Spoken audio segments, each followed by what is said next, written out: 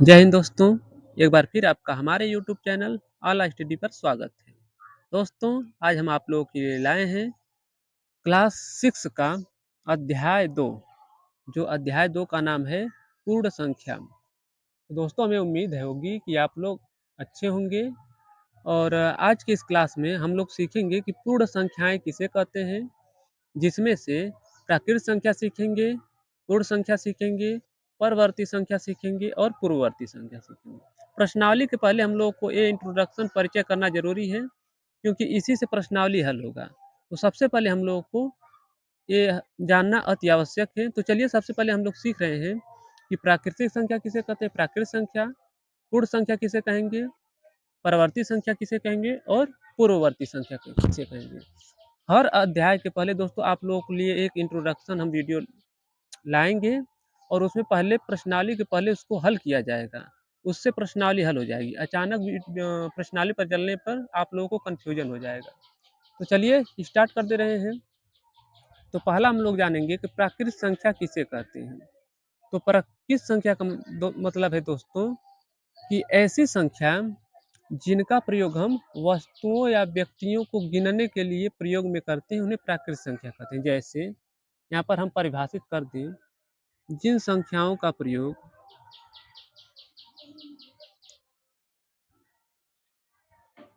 जिन संख्याओं का प्रयोग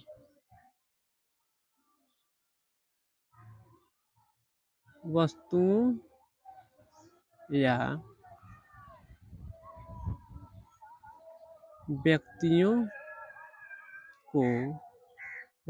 या व्यक्तियों को गिनने के लिए प्रयोग में लाया जाता है,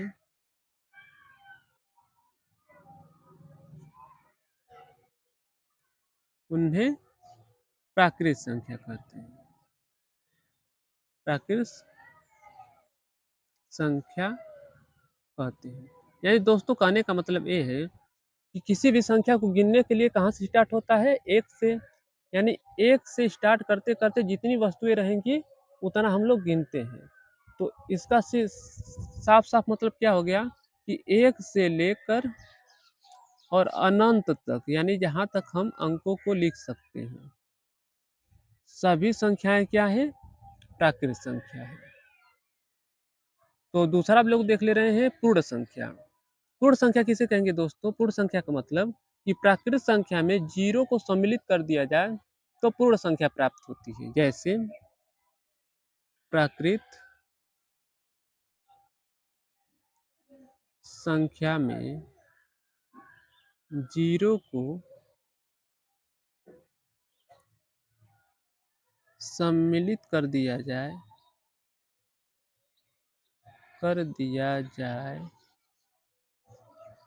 तो पूर्ण संख्या प्राप्त होती है।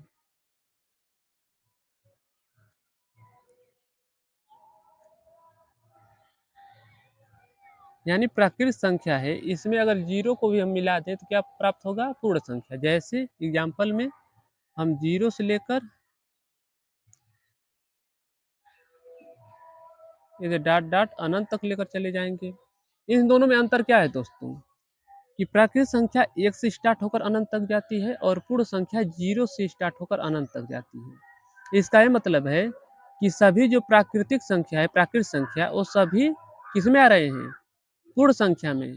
लेकिन सभी पूर्ण संख्या प्राकृत में नहीं जा रहे हैं। क्यों? क्योंकि पूर्ण में जीरो है, प्राकृत में जीरो नहीं है। तो हम लोग देख ले रहे हैं परवर्ती संख्या। तो परवर्ती संख्या मतलब होता है दोस्तों कि दी गई संख्या में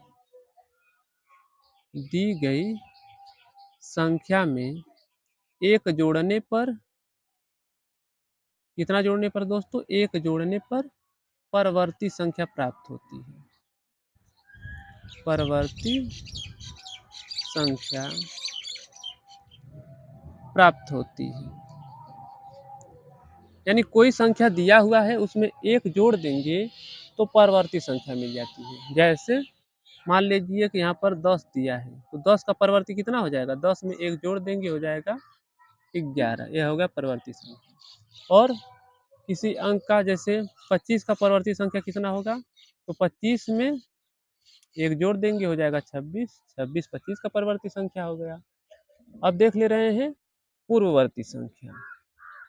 पूर्ववर्ती संख्या का मतलब दोस्तों कि दी हुई संख्या में एक घटाने पर पूर्ववर्ती संख्या प्राप्त होती है। दी हुई संख्या में या दी गई संख्या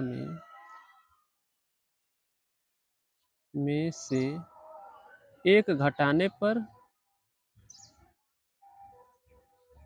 पूर्ववर्ती संख्या प्राप्त होती है।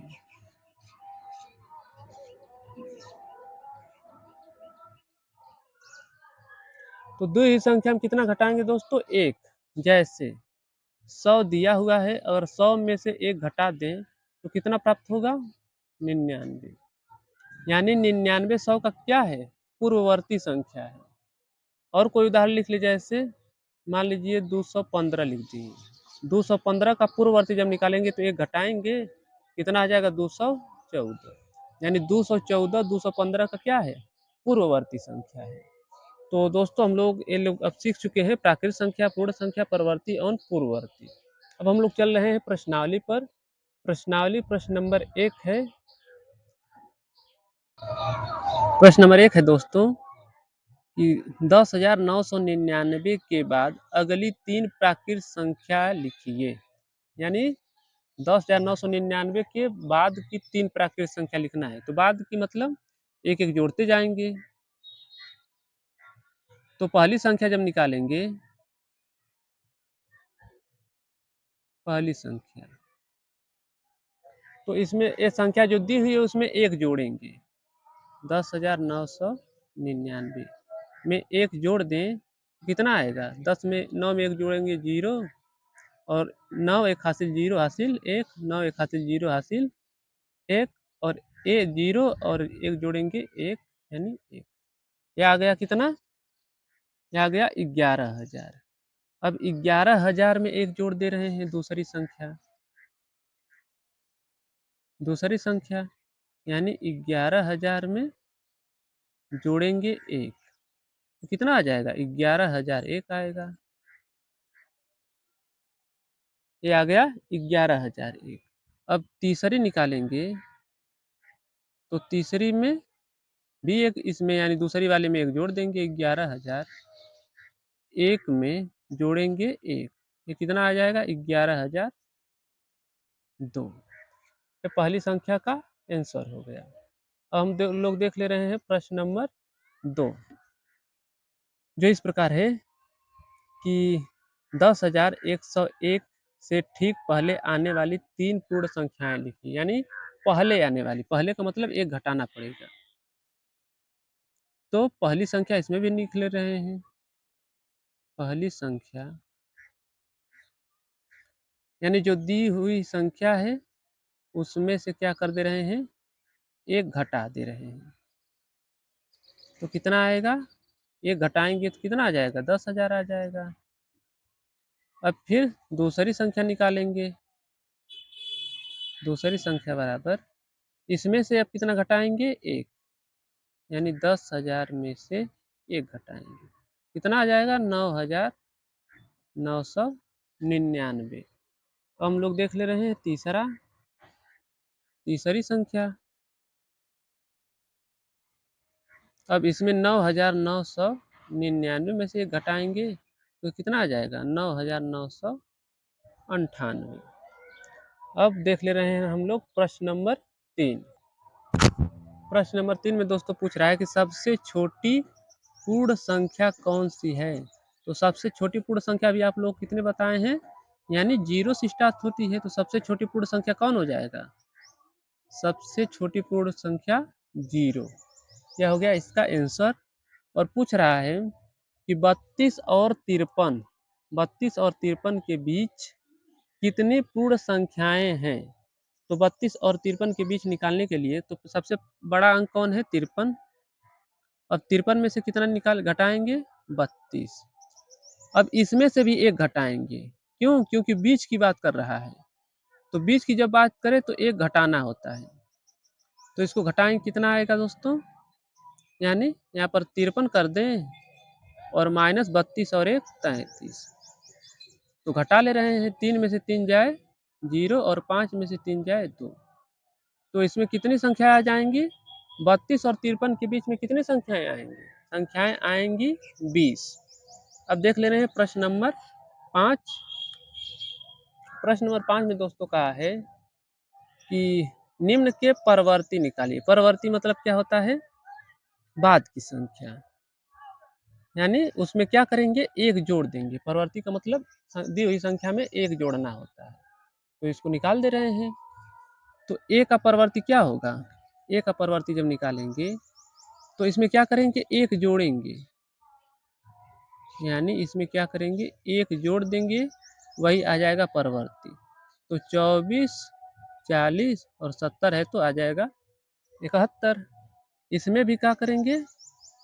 एक जोड़ेंगे, यानी एक जोड़ दें इसमें। जोड़ेंगे क्या आ जाएगा? 1 और 9 जोड़ेंगे 10, 0 हासिल 1, 9 1 10 हासिल 0 1, और 1 1 हासिल 2 और 0 0 1। ये आ गया इसका आंसर। अब हम लोग देख रहे हैं सी वाला। इसमें भी क्या करेंगे? एक जोड़ेंगे। तो चलिए एक इसमें भी जोड़ दे रहे हैं। एक जोड़ेंगे तो क्या आएगा? 9 में एक जोड़े 10, 0 हासिल 1, 9 1 10 0 हासिल 1, 9 1 10 0 हासिल 1, 9 1 10 0 हासिल 1, 9 1 10 0 हासिल 1 और 0 और 1 1, यानी आ गया ये इतना। अब देख ले रहे हैं डी वाला। इसमें भी क्या करेंगे? एक जोड़ेंगे।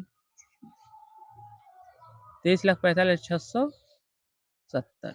अब इसमें भी एक जोड़ेंगे, एक जोड़ दे रहे हैं। तो 23 45 670 है तो हो जाएगा 671। तो हमें उम्मीद है दोस्तों कि आपको ये वीडियो ज़रूर आया होगा, और ये वीडियो आप लोगों के लिए इम्पोर्टेंट है। और आपको अगर ये वीडियो अच्छी लगी तो वीडियो को लाइक एंड सब्सक्राइब जरूर कीजिएगा। अगला प्रश्न हम पार्ट नंबर 2 में लाएंगे, और मिलते हैं अगली क्लास में। तब तक के लिए जय हिंद।